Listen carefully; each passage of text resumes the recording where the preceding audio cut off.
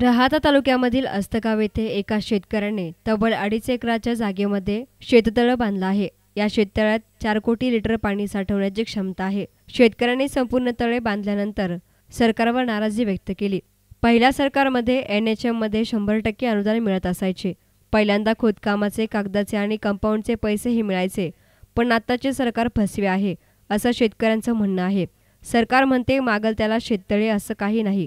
माहिती घेतली असता राहाता तालुक्यामधून 1156 अर्ज आले, मात्र मंजूर 108 शेततळी झाली। 275 शेततळी मंजुरीला पडलेले आहे। आता तळ्याला 50,000 रुपये अनुदान येते आणि खोदकामाला 80,000 रुपये खर्च येतो।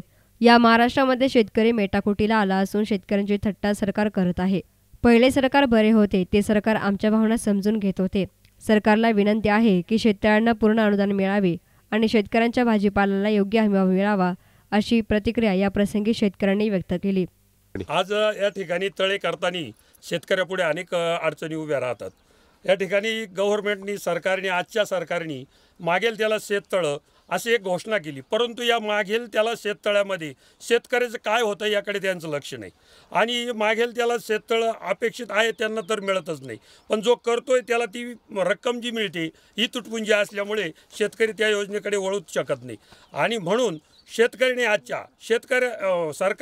शेतकऱ्यांना न फसवता अशा काही योजना राबवल्या पाहिजे की जेणेकरून शेतकऱ्यांची पिढी आजची आणि भावी पिढीसुद्धा शेतीकडे वळल। आणि त्याकरिता शेतकऱ्यांकरिता आजच्या या भाजप सरकारने फक्त आजचे दिन म्हटलंय, परंतु कुठलेही आजचे दिन शेतकऱ्याकरता त्यांनी दिलेले नाही किंवा आलेले नाही आजपर्यंत। आणि म्हणून असं म्हणावं लागेल की यापूर्वी असणारं आमचं काँग्रेस सरकार आणि त्या सरकारमध्ये शेततळ्याकरिता लागलेले अनुदानाची पद्धत असेल किंवा शेतकऱ्याकरता मिळणाऱ्या अनेक गोष्टी असतील तर या अतियोग्य होत्या। अशा कुठल्याही परिस्थितीच्या योजना अगर कुठल्याही शेतकऱ्याच्या दृष्टीने निर्णय आजच्या सरकारमध्ये घेतला जात नाही, तरी मी शेतकऱ्याच्या वतीने आजच्या सरकारला ही विनंती करल की बाबा, शेततळं करणं ही काय सोपी गोष्ट नाही। शेततळं करताना किती रक्कम लागते, काय लागते, हे सर्वसाधारणपणे त्याच्यावरती अभ्यास केला पाहिजे। तुम्ही मागेल त्याला शेततळं देता, ती रक्कम अपुरी पडते आणि त्यामुळे योजना तुमची पूर्णपणे शेतकऱ्याच्या याच्यात उतरत नाही। म्हणून मी तर असं म्हणेल की जर मोठं कुटुंब असेल तर त्या मोठ्या कुटुंबाला जर त्याची ऐपत असेल, मोठं तळं करण्याची क्षमता असेल तर त्या पद्धतीने अनुदान द्या। जर कुटुंबाची, त्या शेतकऱ्याची जी पात्रता असेल, त्या पात्रतेत तो जे शेततळं करत असेल ती त्याला अनुदान रूपी रक्कम मिळावा। आम्ही हे शेततळं तयार केलेलं आहे। या शेततळ्यासाठी खर्च फार मोठा येत आहे। सरकारने याची जाण ठेवली पाहिजे। शेततळ्यासाठी लागणारा खर्च हा खूप मोठा आहे। त्याच्यासाठी प्लास्टिक, कागद वगैरे टाकावा लागतो। तर इथून मागं ज्यावेळेस काँग्रेसचं सरकार होतं त्यावेळेस राधाकृष्ण विखे पाटील हे कृषी मंत्री होते। मागेल त्याला शेततळं ही स्कीम त्यांनी त्यावेळेस राबवलेली होती। सर्वसाधारण शेतकऱ्याला त्यांच्याकडून बँकेच्या अकाउंटमध्ये शेतकऱ्याला माहिती न होता त्यांना ते अनुदान प्राप्त झालेलं आहे आणि नंतर बँकेतून त्यांना फोन यायचे शेतकऱ्यांना। अशा पद्धतीचं या सरकारने आता मागेल त्याला शेततळं हे कबूल केलं, परंतु कुठल्याही प्रकारचं शेतकऱ्याला अनुदान दिलेलं नाही। शेतकरी हा एकदम तळागाळातला सर्वसामान्य शेतकरी असतो आणि त्याचं रोजी जीवन सगळं शेतावर चालतं। आम्ही 2011 साली शेततळं बनवलं आणि त्या शेततळ्यावरती साधारणतः 2 ते 2.5 एकर डाळिंब बाग फुलवली।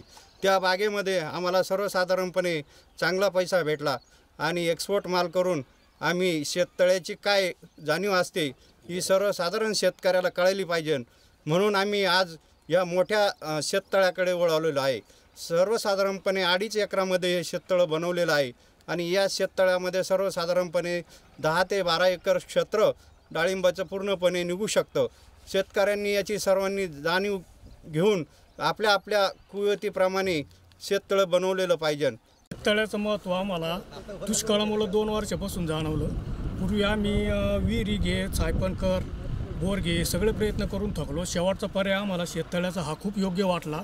स्टोरेज पाण्यावर आम्हाला लॉंग लाईफ नियोजन त्याचं करता येतं आणि त्याच्यावर आम्हाला वार्षिक फळबाग पीक, ऊस पीक, कोणतंही शेतीचं ठिबकवर चांगला त्याचा फायदा झाला। फक्त सरकारने पूर्वी जी स्कीम चालू होती NHM मार्फत 90% अनुदान, ती स्कीम फक्त पूर्ववत चालू करावी एवढी आम्ही सरकारकडून अपेक्षा करतो। यावेळी रावसाहेब पठारे, रामनाथ पठारे, मधुकर पठारे, प्रशांत पठारे, साईनाथ अर्थ मूव्हीजचे मालक मच्छिंद्र चोळके, शंकरराव पठारे, राजेंद्र पठारे, रमेश तरकसे आदींसह शेतकरी हजर होते. न्यूज रिपोर्टर किरण वाबळे, एस9 मीडिया, राहाता.